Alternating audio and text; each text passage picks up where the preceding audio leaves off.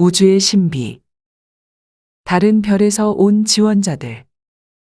돌로레스 캐논.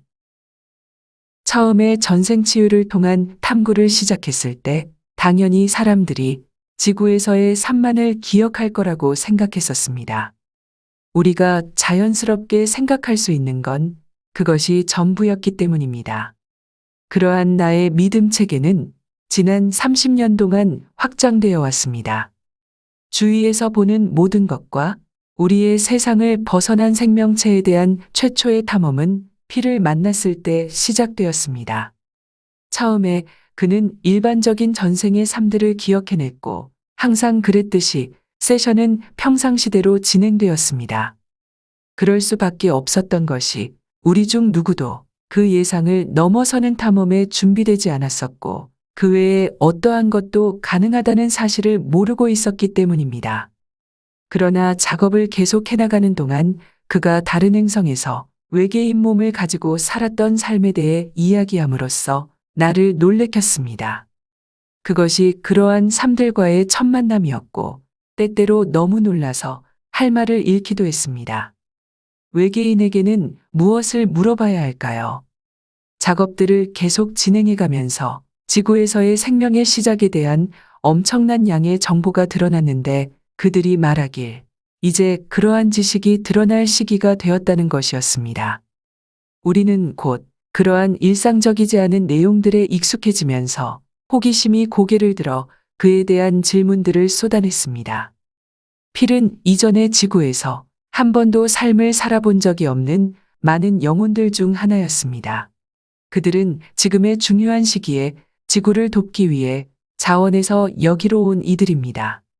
그러나 그에 대한 의식적 기억은 없으므로 그들의 삶은 어려울 수밖에 없었습니다. 그들은 지구에 있는 걸 좋아하지 않으며 여기 폭력성에 적응하는데 어려움을 겪었습니다.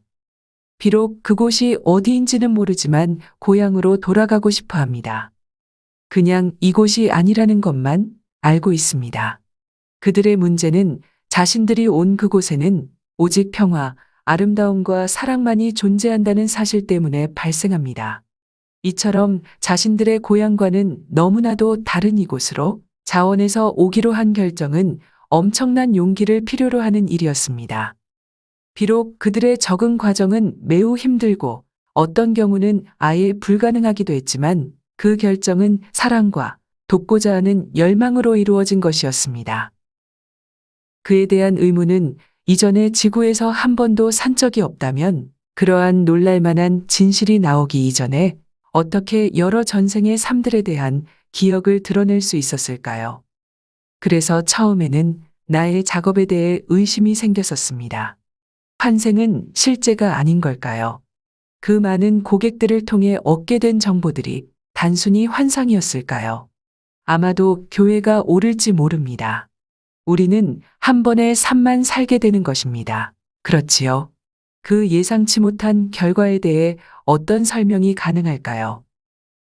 그 대답은 그가 자신이 살았다고 말한 전생의 삶들은 단지 각인이라는 것이었습니다. 이전에는 그와 같은 내용을 결코 들어본 적이 없었고 내가 그 이론을 발견한 최초의 작가였습니다. 그 요점은 영혼은 자신의 잠재의식의 과거 삶들에 대한 정보와 데이터 없이는 지구의 인간적 환경에서 존재할 수 없다는 것입니다.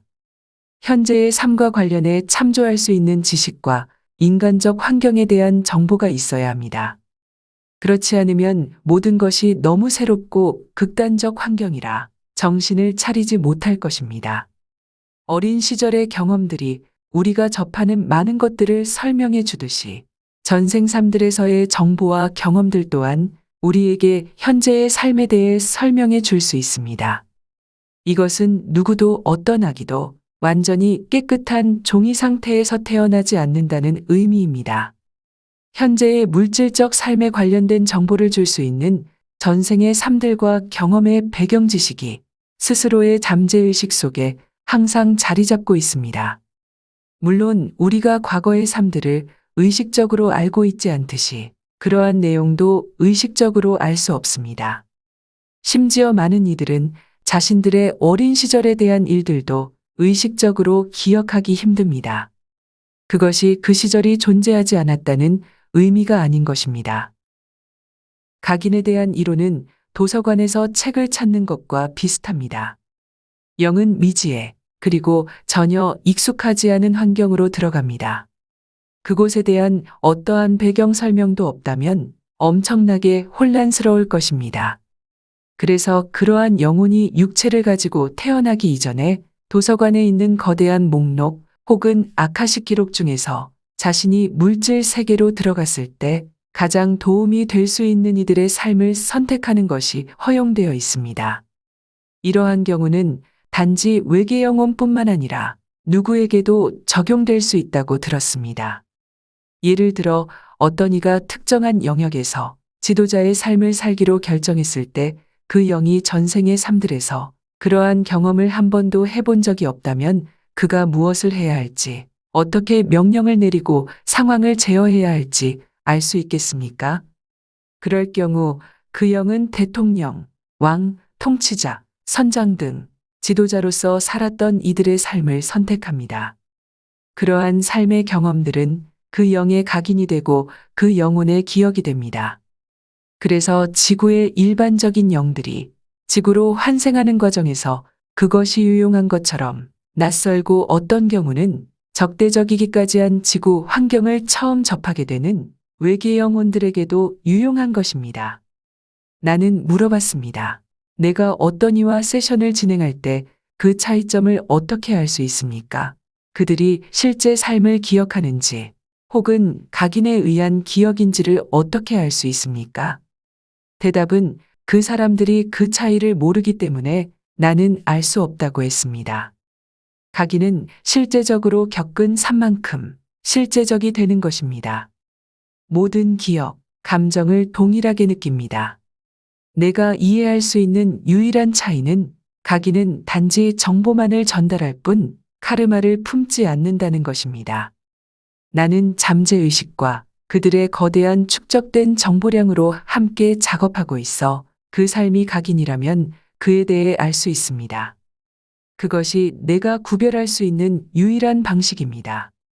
이 책에서 여러 가지 사례들을 살펴보겠지만 각인이라는 건 우리가 삶이라 부르는 아주 거대하고 복잡한 퍼즐에서 한 조각일 뿐이며 내가 지금도 여전히 탐험하고 있는 분야입니다. 필과 작업하고 책을 쓴 이후 몇 년이 흐르는 동안 같은 방식으로 느끼는 다른 이들을 만나게 되었습니다. 그 책이 다른 나라 언어로 번역되고 여러 나라에서 읽혀지기 시작하면서 그 책에 대해 감사하는 이들에게서 메일을 받았습니다.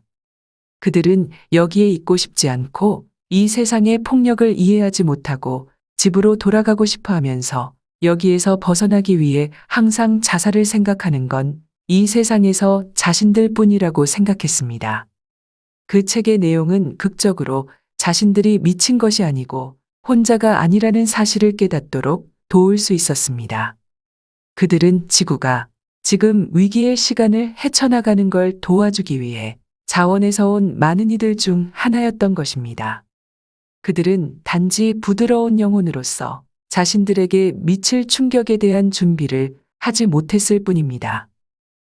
시리즈 중 두 번째 책에 밝힌 것처럼 나는 이제는 지구에서 최초의 삶을 시작한 새 파동의 사람들을 만나게 되었습니다. 그 첫 번째 파동의 사람이 필로서 그 연령대가 대략 늦은 40대 후반, 50대 초의 사람들입니다. 그들은 지구에 적응하는데 가장 어려움을 겪은 이들입니다. 두 번째 파동의 이들은 지금 늦은 20대와 30대 초기의 나이에 있습니다. 그들은 첫 번째 파동의 이들보다는 많은 문제들을 겪지 않고 좀 더 쉽게 삶을 이어가고 있습니다. 그들은 보통 다른 이들을 돕고 카르마를 쌓지 않으면서 일반적으로 눈에 띄지 않는 생활을 하고 있습니다. 세션을 진행하는 동안 그들은 자신들을 안테나 혹은 에너지 통로, 관찰자로 지구에 필요한 에너지를 인도하는 디렉터로 묘사합니다. 많은 이들이 아이를 낳기 원하지 않는데 아이들로 인해 카르마를 쌓고 지구의 주기에 묶이고 싶어 하지 않기 때문입니다. 그들은 단지 자신들의 일을 완수하고 떠나고 싶을 뿐입니다. 지구에서의 경험은 첫 번째 파동의 이들이 받은 만큼 트라우마가 크지 않습니다. 세 번째 파동의 이들은 지금 대부분 10대의 나이들입니다. 그들은 무의식의 수준에서 필요한 모든 정보를 가지고 왔습니다. 그들의 DNA는 이미 바뀌어 있으며 거의 문제를 겪지 않는데 특정한 목적을 가지고 왔거나 아무것도 모르는 부모님을 가진 이들을 제외하고는 앞으로 나아갈 준비가 되어 있습니다. 나는 물어본 적이 있습니다. 왜 첫 번째 그룹은 적응하는데 그렇게 많은 문제와 어려움을 겪었습니까? 그 대답은 그들은 개척자이며 길 안내자이기 때문이라고 했습니다. 그들은 뒤따르는 이들을 위해 그 길을 준비한 것입니다. 그래서 그들의 고난은 목적을 가지고 있었습니다. 1980년대에 필과의 첫 만남 이후로 나는 세션들을 통해 지구에서의 첫 삶을 경험하고 있는 많은 이들을 만났습니다. 그들 중 누구도 세션을 거치기 전까지는 이 사실을 알고 있지 않았습니다. 이제 그들은 그러한 정보를 얻도록 허용되었는데 지금의 시기에 그들의 목적과 자신들이 누구인지에 대해 알 시간이 되었기 때문입니다.